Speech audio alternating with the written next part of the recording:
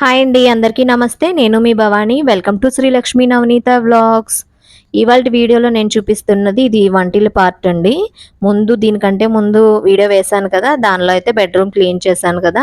ఇప్పుడైతే హాల్లో కొంతవరకు పార్ట్ని, అలాగే వంటింట్లో బాగా పైన ఆ మైక్రోవేవ్ అయి పెట్టాం కదా, ఆ బాగా పైన ఉన్న షేడ్ని క్లీన్ చేస్తున్నాం అనమాట. ఇదే ఎందుకు ముందు చేస్తున్నానంటే, మా చెల్లి వచ్చింది. తను కొంచెం తోడుగా ఉంటుంది కదా, పైన అందించడం కానీ దించడం కానీ కొంచెం హెల్ప్గా ఉంటుందని చెప్పి ఫస్ట్ అయితే ఇవి క్లీన్ చేస్తున్నాను. మళ్ళీ తను వెళ్ళిపోతుంది కదా, అందుకని. ఇప్పుడైతే వంటింట్లో బాగా పైన పార్ట్లో అయితే బాగా జిడ్డు జిడ్డుగా వంటలు చేస్తాం కదా, ఆ పోపు తాలింపులు ఇలాంటివన్నీ కూడా ఆయిల్ మరకలన్నీ కూడా బాగా పైన చాలా జిడ్డుగా పట్టేసినాయి. అవన్నీ కూడా ముందు గదంతా కూడా నాలుగు పక్కల దులిపేసి, ఆ తర్వాత కొద్దిగా సర్ఫ్ వేసి ఆ లిక్విడ్తో పీస్తో తోమేసి మళ్ళీ ఒకటికి రెండు సార్లు ఇలా క్లాత్తో అయితే తడిగుడ్డ పెడుతున్నానండి. చాలా చాలా మట్టి జిగట వచ్చిందనమాట. ఎంతంటే అంత ఉంది పైన.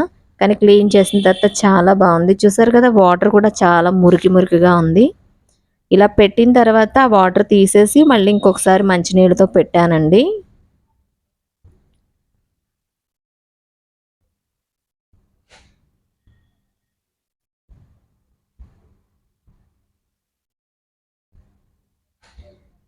చూసారు కదా, ఇలా క్లీన్ చేసిన తర్వాత చాలా నీట్గా కొత్త దానిలా ఉందనమాట. ఇదంతా కూడా మా చెల్లి వచ్చిందని చెప్పాను కదా, తనే పాపం పైనంతా కూడా క్లీన్ చేసింది. ఇలా మొత్తం అంతా కూడా ఒకటికి రెండు సార్లు అయితే క్లీన్ చేసిందండి. చాలా చాలా మురికి వాటర్ వచ్చిందనమాట. చూపిస్తాను చూడండి.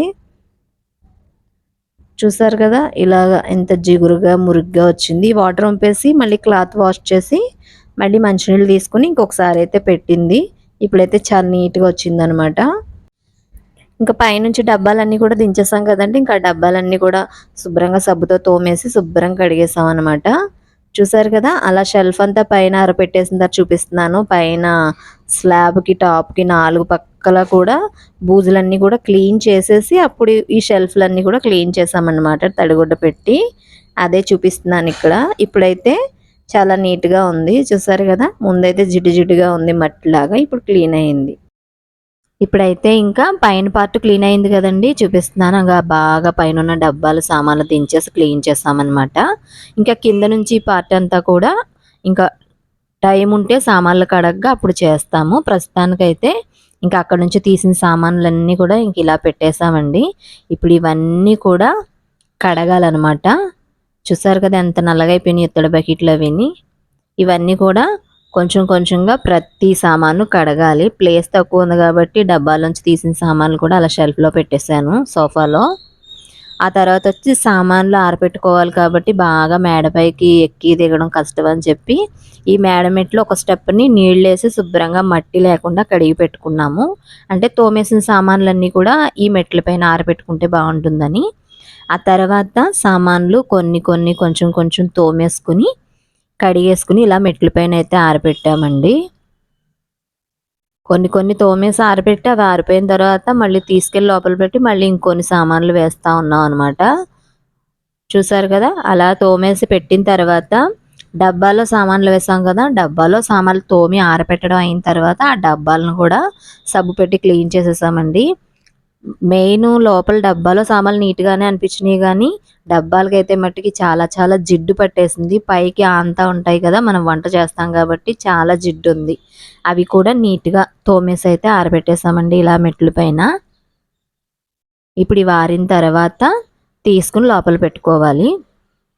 ఈ తర్వాత సామాన్లన్నీ తోమిని కొన్ని కొన్ని తీసుకొచ్చి పెట్టాను అన్నాను కదా, అలా తోమేసి కడిగేసినవి అన్నీ ఆరిపోయిన తర్వాత తీసుకొచ్చి పెట్టేశామండి. మధ్యలో బ్రేక్ ఏంటంటే భోజనం చేసాము. భోజనం చేసిన తర్వాత ఇంకా మళ్ళీ ఏ డబ్బాలోంచి ఏ సామాన్లు తీసాము ఏంటి అని చెప్పి చూసుకుని కావాల్సినవి కొన్ని ఉంచుకుని అవసరం లేని కొన్ని తీసేసి అలా మొత్తం అన్నీ కూడా మళ్ళీ ఇలా డబ్బాల్లో సర్దేసుకుని ఇంకా పైన సర్దాలన్నమాట.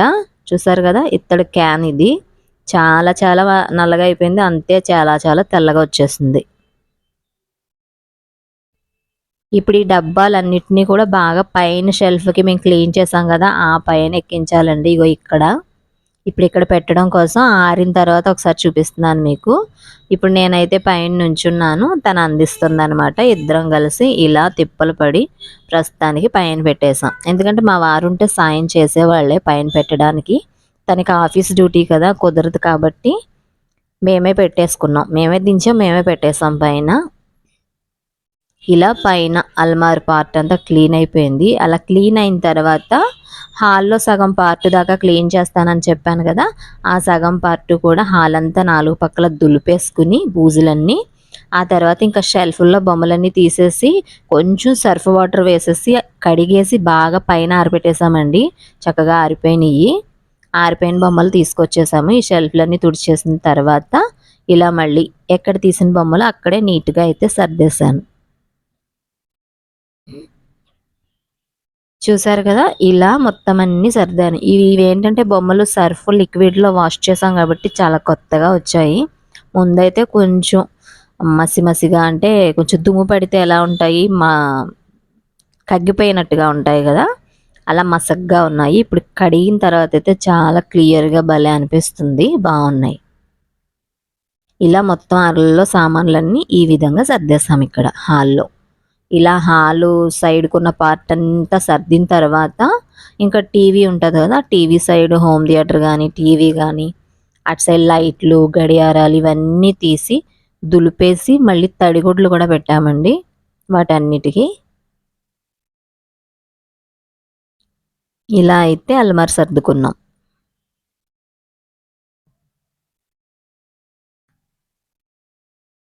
ఇంకా బ్యాలెన్స్ ఏంటంటే ఫిష్ ట్యాంక్ కడగాలండి. ఆ ఫిష్ ట్యాంక్ కడగాలంటే మా వారికి సెలవు వచ్చిన తర్వాత ఆయన తీసుకడుగుతారు.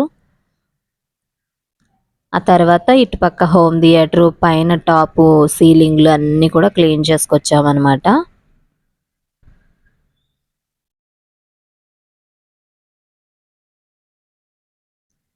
ఇలా మొత్తాన్ని క్లీన్ చేసాం. రిమోట్లు కాడ నుంచి ప్రతిదీ క్లీన్ చేసామండి. ఇవన్నీ కూడా టీవీకి వీటికి కొంచెం క్లీన్ చేసే లిక్విడ్ ఉంటుంది, ఆ లిక్విడ్తో క్లీన్ చేసాము. కొత్త వాటిలా వచ్చాయి. మిగతా అన్నీ కూడా తడిగుడ్లు పొడిగుడ్లు పెట్టి క్లీన్ చేసాం.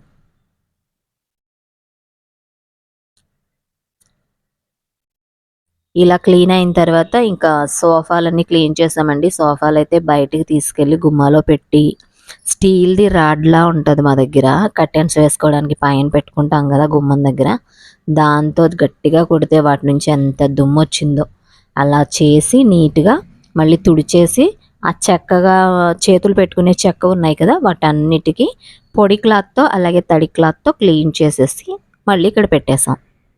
చూసారు కదా, హాల్ అయితే ఇలా క్లీన్ అయింది. ఇక్కడ హాల్ దులిపేటప్పుడు బెడ్రూమ్ క్లీన్ చేశాను కదా, మళ్ళీ బెడ్రూమ్లోకి వెళ్ళిపోతుంది దుమ్మని చెప్పి ఆ డోర్ క్లోజ్ చేసామన్నమాట. ఇలా మొత్తం అంతా క్లీన్ చేసామండి. చెప్పాను కదా, ఇవి సైడ్ చెక్క పార్ట్ అంతా క్లీన్ చేసామని, పొడిగుడ్డ తడిగుడ్డతో క్లీన్ చేసాము. ఇవి ఎప్పటికప్పుడు వారంలో ఒకసారి 2 సార్లు క్లీన్ చేస్తూనే ఉంటాను, దుమ్ము పడుతూ ఉంటుంది కాబట్టి. అలాగే ఇటు సైడు కిటికీకి కూడా క్లీన్ చేసి తడిగుడ్లు అవి పెట్టానండి, అటు సైడ్కి ఇటు సైడ్కి కూడా. లోపల చూపించాను, ఇది బయట పార్ట్ డోర్ తీసి చూపిస్తున్నాను అనమాట. ఈ సైడ్ అంతా కూడా చిన్న చిన్న దోమలు వచ్చేసి ఎలా అంటే అలా పట్టేసినట్టు అయిపోయిందండి బూజు. అదంతా క్లీన్ చేసి మళ్ళీ తడిగుడ్డ పెట్టాను, అదే పొడిగుడ్డ పెట్టాను, మళ్ళీ తడిగుడ్డ పెట్టాను. ఇలా దీన్ని కూడా క్లీన్ చేశాను. ఇలా హాల్లో సగం పార్ట్ దాకా క్లీన్ అయిపోయిందండి.